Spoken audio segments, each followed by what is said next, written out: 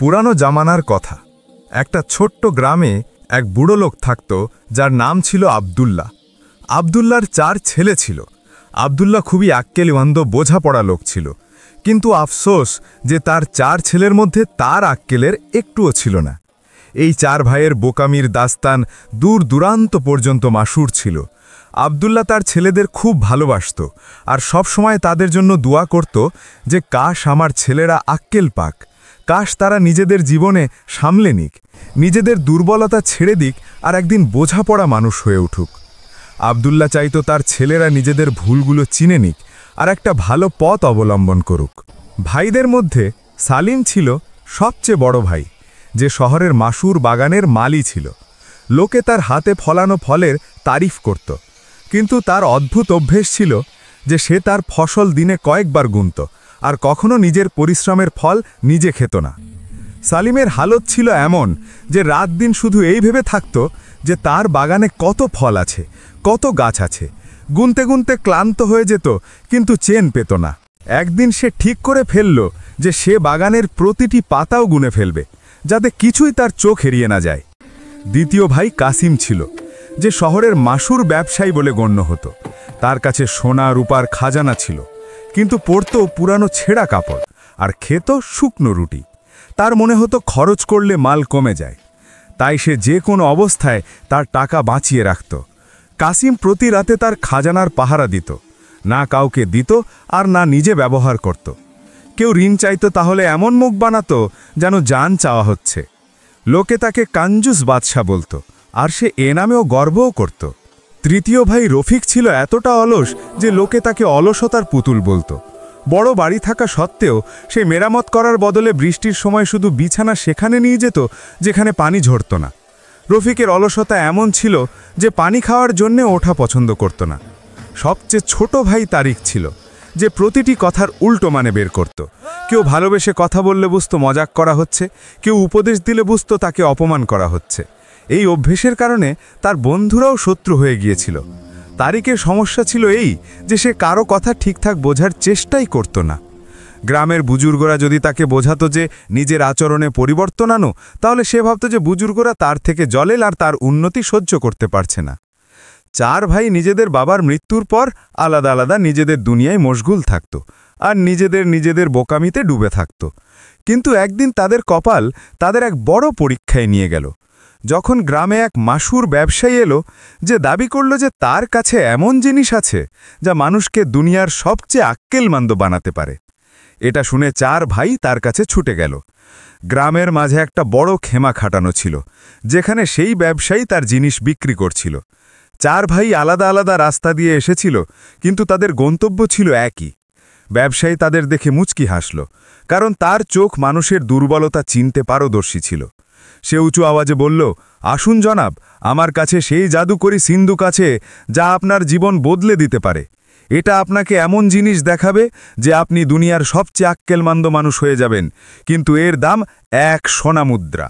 সালিম যে বাগানের মালি ছিল আর 4 জনের মধ্যে সবচেয়ে বড়, সে এগিয়ে গিয়ে বলল, আমার কাছে তো সোনার মুদ্রা নেই, কিন্তু আমি আপনাকে আমার বাগানের সবচেয়ে মিষ্টি ফল দিতে পারি। ব্যবসায়ী নাক সিটকিয়ে বলল, ফল তো আমার কাছেও আছে, আমার চাই সোনার মুদ্রা। সালিম হতাশ হয়ে ফিরে গেল। কাসিম যে ধনী ব্যবসায়ী ছিল, সে ব্যবসায়ীর সামনে এসে বলল, আমার কাছে সোনার মুদ্রা আছে, কিন্তু আমি এমনি এমনি দিতে পারি না। আপনি কি এই জাদুকরি সিন্দুক আমাকে রূপার মুদ্রাই দিতে পারেন? ব্যবসায়ী হেসে উঠল আর বলল, দাম নির্ধারিত আছে। রফিক যে ভীষণ অলস লোক ছিল, সে দূরে দাঁড়িয়ে ভাবছিল যে এই সিন্দুক পর্যন্ত পৌঁছাতেও কত পরিশ্রম লাগবে। সে একটা ছেলেকে টাকা দিয়ে বলল, যা গিয়ে জিজ্ঞেস কর সেই ব্যবসায়ীকে এই সিন্দুক আমার বাড়ি পৌঁছে দিতে পারে, আমার চলতে ইচ্ছে করছে না। তারিক যে সবসময় ভুল বুঝত, সে ব্যবসায়ীর কাছে গিয়ে বলল, এই সিন্দুক আমাকে দেখান। ব্যবসায়ী বলল, আগে মুদ্রা দেখান। তারিক ভাবল যে তার ওপর সন্দেহ করা হচ্ছে। সে রাগে বলল, আমি কি চোর মনে হচ্ছে? আর সেখান থেকে চলে গেল। ব্যবসায়ী কিছুক্ষণ 4 ভাইকে ঘুরে ঘুরে দেখল, তারপর বলল, আমি তোমাদের সবাইকে আরেকটা সুযোগ দিচ্ছি। 3 দিন পর আমি এই খেমা গুটিয়ে নেব। ততদিনে যদি সোনার মুদ্রা নিয়ে আসো তাহলে এই জাদুকরি সিন্দুক তোমার হবে। মনে রেখো, এটা তোমার জীবন বদলে দিতে পারে। সালিম ভাবল যে সে তার বাগানের সবচেয়ে দামি ফল বেচে একটা সোনার মুদ্রা সংগ্রহ করবে। সে বাগানের দিকে দৌড়ালো আর সারা রাত ফল তোলায় কাটিয়ে দিল, যাতে ভোর হওয়া মাত্র বেচতে পারে। কাসিম বাড়ি গিয়ে খাজানার সামনে বসে পড়ল। তার কাছে শত শত সোনার মুদ্রা ছিল, কিন্তু একটাও খরচ করার চিন্তা তাকে কষ্ট দিচ্ছিল। সে নিজেকে বারবার প্রশ্ন করতে লাগল যে সে কি এত বড় মূল্য দিতে পারবে। রফিক ভাবল যে হয়তো সে কোনো কাজ করে মুদ্রা সংগ্রহ করবে, কিন্তু কাজের চিন্তা আসা মাত্র সে ক্লান্ত হয়ে গেল। তারিক এখনও ভাবছিল যে ব্যবসায়ী তার অপমান করেছে, কিন্তু মনে সিন্দুক দেখার লোভও জেগে উঠছিল। পরের দিন সকাল সকাল সালিম তার বাগানের সবচেয়ে সুন্দর ও মিষ্টি ফল নিয়ে বাজারে পৌঁছালো। সে তার স্টল সাজালো আর লোকেদের ডেকে ডেকে বলতে লাগল, আসুন আসুন, তাজা ও মিষ্টি ফল নিয়ে যান। তার ডাক শুনে লোকেরা তার স্টলের আশপাশে জমতে লাগল। রফিক অলস লোক, বিছানায় শুয়েছিল। সে নিজের সাথে প্রতিজ্ঞা করল যে আমি কাজ করব। কিন্তু বিকেল হয়ে গেছে, এখন তো আমি ক্লান্ত। সে পাশ ফিরে ঘুমিয়ে পড়ল। দুপুরে উঠে বলল, এখন তো রোদ খুব তীব্র, কাল হয়তো কাজ করব। তারিক একটা পরিকল্পনা করল, আমি ব্যবসায়ীকে আমার আক্কেল দিয়ে এতটা প্রভাবিত করব যে সে আমাকে সিন্দুক ফ্রিতে দিয়ে দেবে। সে বাজারে গিয়ে লোকের সামনে নিজের আক্কেলমন্দি দেখাতে লাগল, কিন্তু লোকেরা তার কথা না বুঝে হেসে সেখান থেকে চলে গেল। কাসিম অবশেষে ঠিক করল যে সে একটা নকল সোনার মুদ্রা বানাবে। সে তার সম্পদ থেকে একটু পিতল বের করল আর তাকে সোনার মতো রং করতে লাগল। অনেক ঘন্টার পরিশ্রমের পর সে একটা চকচকে মুদ্রা বানিয়ে ফেলল আর মুচকি হেসে বলল, এবার ব্যবসায়ীকে ধোঁকা দেব। রফিক সন্ধ্যায় উঠে ভাবতে লাগল, কেননা কারো কাছ থেকে ঋণ নেওয়া যায়। সে তার প্রতিবেশীর বাড়ি গেল। প্রতিবেশী ঘুমিয়ে পড়েছিল। সে বলল, ঠিক আছে, কাল সকালে আসব, আর ফিরে এলো। তারিক ব্যবসায়ীর খেমার আশপাশে ঘুরছিল। সে ভাবল, হয়তো আমি চুরিও করতে পারি। কিন্তু তৎক্ষণাৎ এই চিন্তায় লজ্জিত হয়ে গেল। ঠিক তখনই সে দেখল যে ব্যবসায়ী এক বুড়ি মহিলাকে সিন্দুক দেখাচ্ছে। তারিক ভাবল, আমাকে দেখাতে অস্বীকার করে, কিন্তু একে দেখাচ্ছে। দ্বিতীয় দিনও পার হয়ে গেল। সালিম পুরো দিন তার স্টলে কাটাল, কিন্তু কেউই তার ফলের বদলে সোনার মুদ্রা দিতে রাজি হল না। সন্ধ্যায় সে হতাশ হয়ে বাড়ি ফিরল। এখন শুধু একদিন বাকি ছিল, আর ফলগুলো নষ্ট হতে শুরু করেছিল। ব্যবসায়ী তার খেমায় বসে মুচকি হাসছিল। তার হাতে একটা বই ছিল, যেখানে সে প্রতিটি বোকা সম্পর্কে নোট লিখছিল। সে ভাবল, এই চারজন আমার বইয়ের জন্য দারুণ বিষয়। দেখি কাল শেষ দিন, এদের মধ্যে কে আর কিভাবে আমার কাছে আসে।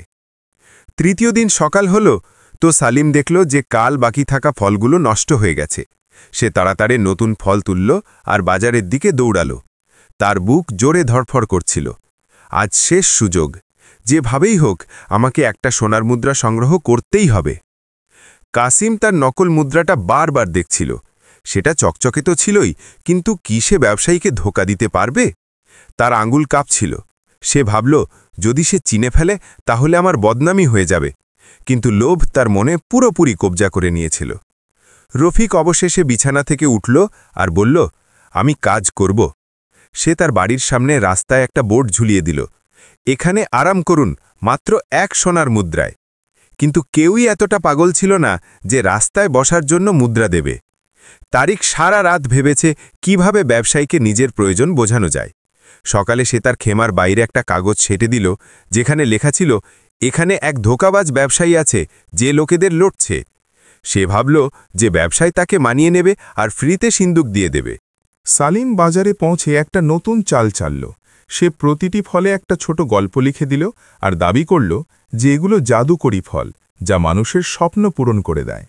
লোকেরা এলো, গল্প শুনল, হাসল, কিন্তু কেউ সোনার মুদ্রা দিল না। কাসিম তার নকল মুদ্রা নিয়ে বাজারের দিকে যাচ্ছিল। পথে তার সাথে এক বুড়ো ফকিরের দেখা হল যে ভিক্ষা মাগছিল। কাসিম বিরক্ত হয়ে বলল, আমার কাছে দেবার মতো কিছু নেই। বুড়ো হাসল আর বলল, তোমার হাতে তো সোনার মুদ্রা আছে। কাসিম লজ্জায় মাথা নিচু করে ফেলল। রফিকের বোর্ডের সামনে কেউ থামল না। সে ক্লান্ত হয়ে বাড়ি ফিরল। দরজা খুলতেই দেখল যে এক চোর তার বাড়িতে ঢুকে জিনিস নিয়ে পালানোর চেষ্টা করছে। রফিক ভাবল, যদি আমি একে ধরি তাহলে হয়তো পুরস্কার পাব। তারই তো নোটিশ দেখে ব্যবসায়ী রেগে গেল। সে শহরের সিপাহীদের ডেকে তার বিরুদ্ধে অভিযোগ করল। যখন সিপাহীরা তাকে খুঁজতে বেরোল, তারিক ভাবল যে তারা তার প্রশংসা করতে এসেছে। সে নিজেই তাদের সামনে গিয়ে দাঁড়াল। আর এদিকে সালিম প্রায় হার মেনে ফেলেছিল। তাকে কেউ ফলের বদলে সোনার মুদ্রা দিতে রাজি ছিল না। ঠিক তখনই এক রাজকীয় প্রাসাদের চাকর এসে বলল, বাদশাহ তোমার জাদুকরি ফলের গল্প শুনেছেন, তিনি তোমাকে প্রাসাদে ডাকছেন। সালিমের চোখে আশা জ্বলে উঠল। সূর্য ডোবার আগে পুরো শহর হইচইতে ছিল। কাসিমকে বুড়ো ফকির আটকে রেখেছিল। রফিক চোরের পেছনে দৌড়াচ্ছিল। তারিককে সিপাহীরা ধরে ফেলেছিল। আর সালিম রাজকীয় প্রাসাদের দিকে যাচ্ছিল। ব্যবসায়ী তার খেমায় বসে এই সব তামাশা দেখছিল। সালিম তার ফলের ঝুড়ি নিয়ে বাদশার সামনে দাঁড়াল। এগুলো জাদুকরি ফল, যা স্বপ্ন সত্যি করে, সে দাবি করল। বাদশাহ একটা ফল তুলে চাকলেন আর বললেন, স্বাদ তো দারুণ, কিন্তু জাদু কোথায়? সালিম তোতলাতে লাগল, জনাব, অসর হতে একটু সময় লাগে। বাদশাহ মুচকি হেসে বললেন, আমি রাত পর্যন্ত অপেক্ষা করব। যদি আমার স্বপ্ন পূরণ হয় তাহলে তোমাকে 1 সোনার মুদ্রা পুরস্কার দেব। সালিমের চোখে চমক এলো, কিন্তু মনে ভয়ও ছিল, কারণ সে জানত যে তার ফলগুলো একদম সাধারণ, তাতে কোনো জাদু নেই। কাসিম বুড়ো ফকিরকে তাকিয়ে বলল, এটা নকল মুদ্রা, তোমার কোনো কাজে লাগবে না। ফকির হাসল। ফকির তার ঝোলা থেকে একটা আসল সোনার মুদ্রা বের করল। লও, তোমার নকলের বদলে একটা শিক্ষা নাও।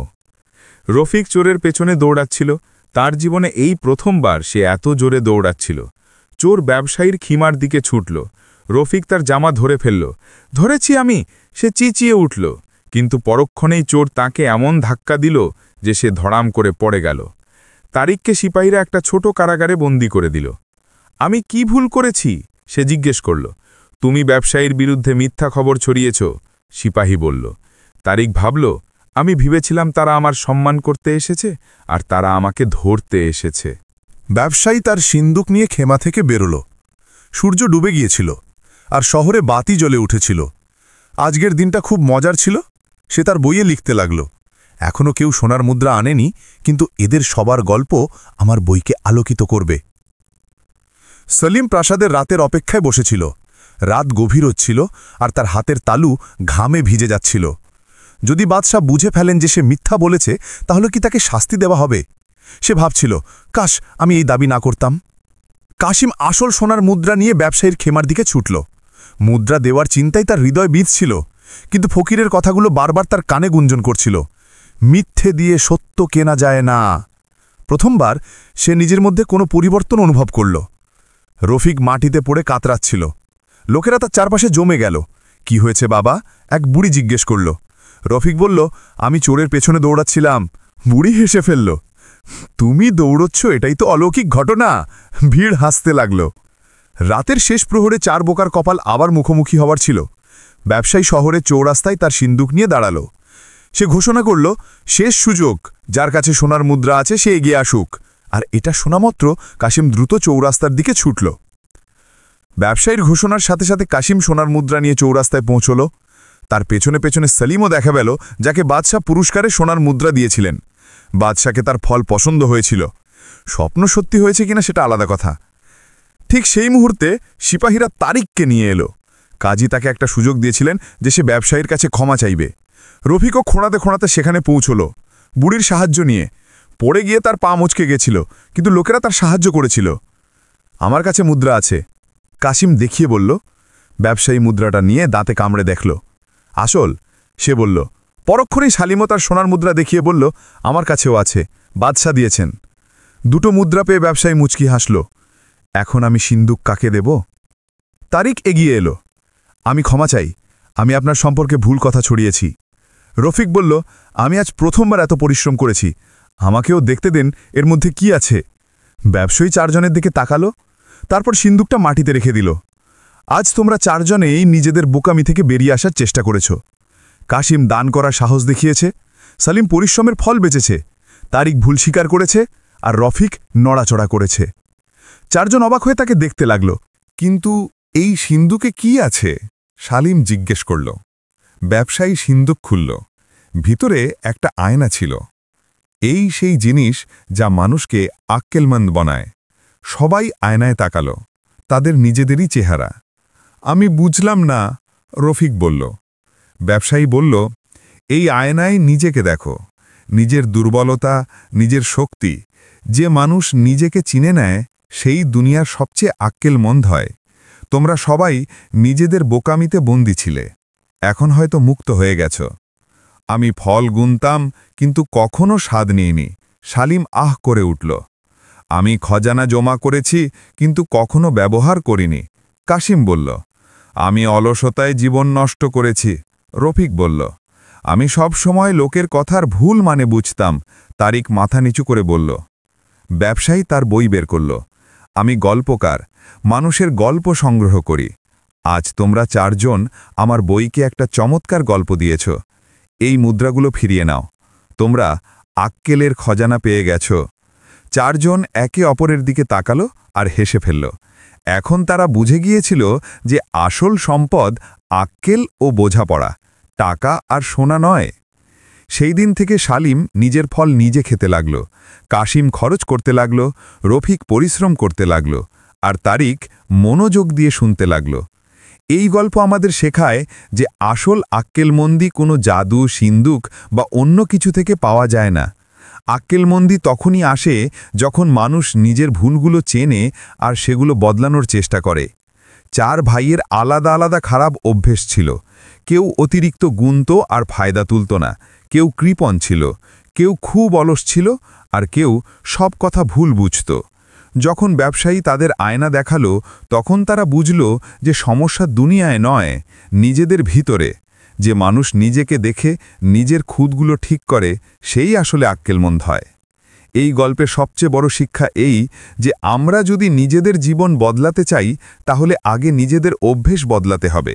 আক্কেল সেই ব্যক্তিই পায় যে নিজের দুর্বলতা স্বীকার করে, সেগুলোকে আরও ভালো বানায়। আর একটা গল্প নিয়ে আবার দেখা হবে।